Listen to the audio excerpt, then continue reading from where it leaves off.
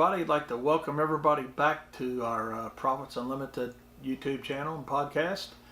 And today we're going to talk a little bit about establishing a minimum and why it's important for your company to establish a minimum.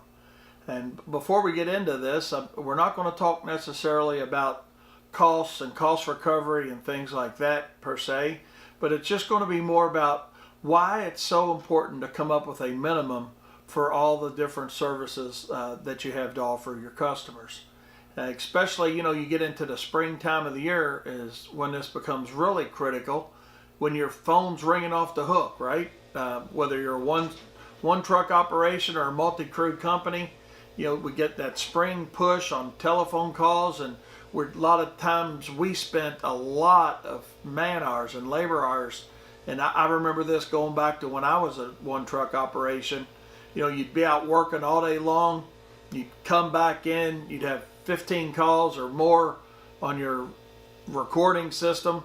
I'm dating myself a little bit talking about that, guys, is before we were all carrying cell phones, right? And you could get that call immediately while you're out on the job and call in between jobs. But the point is, we're getting a lot of calls in the spring of the year, certainly, and in the fall.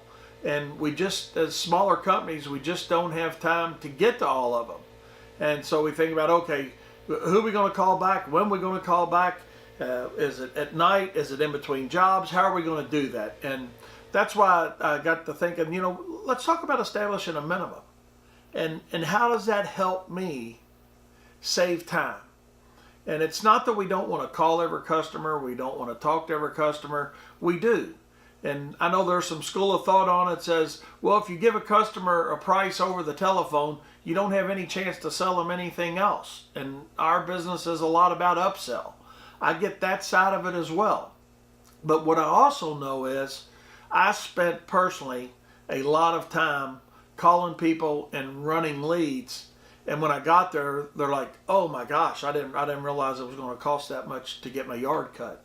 Or I didn't realize it was going to cost that much to get my leaves picked up. Or I didn't realize it was going to cost that much to, and fill in the blank. You've had that happen, right? Give you time to think about it a little bit, but I'm sure you have. And you get back and you've got multiple phone calls to make. We got to think about, okay, what's the most efficient way that we can get through these phone calls and satisfy the customers? One little trick of the trade, as I call it, not really a trick, but is who we call back first. And if you're out and you're working for several hours and you've got multiple phone messages there on people to call back, something that I started doing when I was a smaller company and couldn't get to everybody and wasn't answering our phone every time it rang like we do now, was I started calling instead of starting with the first person that called me and left a message, I start with the last person that called me and work backwards. Because what I was finding out is the person that had called me an hour ago may not have found anybody yet. Whereas if I was 2 or 3 or 4 hours getting back to somebody, calling them, then they had probably continued to call and had found somebody by that time. So that's just a little thing that I did as a smaller company was let's start with the last one and work our way to the first call. And I found that those were turning into better leads per se, better prospects for me. But after that, I decided, there's something else we need to do, and that was establish a minimum. Because what I was able to do then is, as I was making those phone calls back to people, I could tell people, hey, we've got I'm just going to use a number here. I'm not suggesting that anybody uses this or whatnot, because you got to know your cost to establish your minimum. But by coming up with a minimum, when I call that customer back, I can say, well, hey, Miss Smith, we've got a $45 per week minimum. And at that point, you're kind of qualifying that lead is what you're doing. And they're like, oh, I've never paid that much. I can't afford that. And that's okay. You have followed up, you've called that person, and you're not taking the time at that point to run out and physically look at the yard or go onto your computer like a lot of us do now. There's a lot of apps we can go on and look and measure and price a yard. But it's still the time to do that, even if we're doing it through a digital or electronic means. So come up with a minimum, give your minimum on the telephone, and just because they ask for a mowing service, let's say, and hey, maybe you're not fitting into that mowing theme for them per se, but you always have the opportunity at that point to say, is there anything else we can help you with? How about some hedge trimming or mulching? We know a lot of people are doing that now. So take that opportunity not only to qualify that potential client on the mowing side of the business or the fertilization, weed control, or mulching, but while you've got them on the phone, try to make that cross sell with them. And I think you'll find that you'll save yourself a lot of time and be more profitable, because when I say more profitable, not just from what you're charging standpoint, but your time. And you know, when it comes down to time, we all have 24 hours a day, right? No matter what part of the country you're in, what part of the world you're in, there's 24 hours in a day. And how you, as a business owner and a contractor, decide to utilize those 24 hours is what's going to set your company apart from everybody else. So I know there might be some controversy in this, you know, saying, hey, I don't want to price that job over the phone. You're not necessarily pricing the job over the phone. You're just giving your client a minimum over the phone to try to qualify the client a little bit. And quite honestly, even when we thought we had qualified the client over the phone with our minimum, and they say, okay, yeah, that's fine. Let's go ahead and do that. Give us a price on some mulching as well. We've went out, we've measured, and by the time we got out to look at the mulching side of the business, they had either changed their mind. And another thing that we find comes into play, especially in the spring of the year, and you guys can attest to this, I'm sure, is that, you know, they want a test mow per se.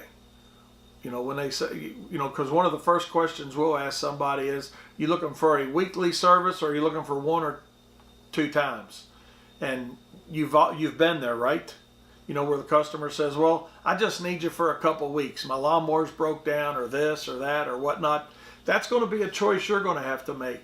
Because what we found out is, even though we have an established minimum that we go by, in the spring of the year, when somebody is, you know, calls you up and they say, my lawnmower's broke down, it's probably been 2 or 3 weeks before they finally realize their grass needed to be cut. So that's something we don't do a lot of. Matter of fact, we do very little, very few percentage-wise accounts on 1 or 2 times mowings, because what we found out in 40 years of doing this service and offering this service for people is that, you know, by the time we go out there and price a job for a one-time service where the yard's been, you know, 2, 3, 4 weeks since it's been cut, and we give them a price, you know, say, let's just make a price up, say $100 to cut a residential lawn the first time, because you get out there and it's this high, right? And then they think, well, man, you guys are just way too high. So we found, rather than creating the ill will of that, we just stopped taking one-time mows on predominantly during the spring of the year, when we know it's just a one-time mow. So kind of got off a little bit on the tangent with that, but the key to this presentation or this talk simply is establish a minimum, give that minimum on the phone, and that allows you to be more efficient with your time.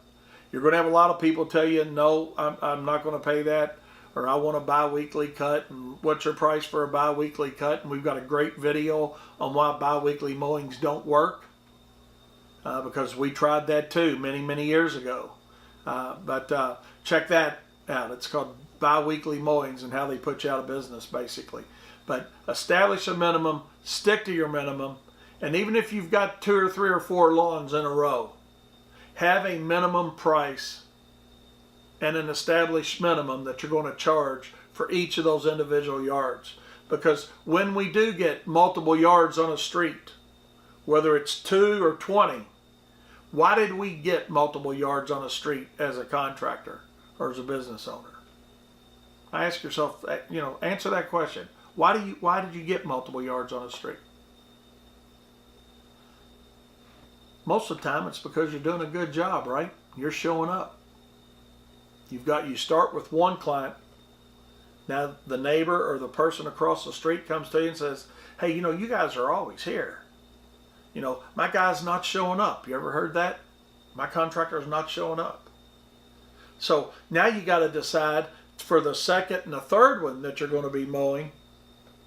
Okay, what's their first question they have? Well, now that normally what we found out was their first question was, well, there's going to be 3 of us now. Can't you give us all a break? Can't you give us all a discount? I know a lot of people can justify in their minds why they want to give a discount and come off of their established minimum for multiples in a row. Well, I don't have the drive time, I don't have this, I don't have that. I can share that with the customer. The question is, why? The customer approached you because you do a good job and their current provider's not showing up. So give your customers the opportunity to pay your minimum. Tell them, hey, we've got a minimum and this is why. Because Miss Smith, we started on this street with 1 yard. Yeah, we've got 10 lawns on this street now. But we've got 10 because we do a good job. And what I don't want to have to do is, and you all have had this happen probably. If you haven't, you will. But you get 3 or 4 yards in a row and what happens? Somebody dies, somebody moves, somebody gets relocated with a job. There's a million scenarios on why you go from 1 to 5 yards on a street or more, or from 5 or 10 yards on a street down to 2 or 3 yards on a street, right? There's a million scenarios on how it goes this way and then how it goes back the other way. But if you stick to each individual lawn at your established minimum, you can do it for 1 of them or you can do it for 20 of them. And remember, they came to you because they see the good service that you're giving the customer. And that's what it's all about in our business, right? It's service. And if we stick to that established minimum that we have, and we know why we have that established minimum, we're going to be more profitable the more yards we get together on a single stop. Remember, guys, profit is not a dirty word. Be sure to subscribe to our YouTube channel. You can check us out at Google Play, Apple Podcast, like our Facebook page, and we'll see you next time. Thanks.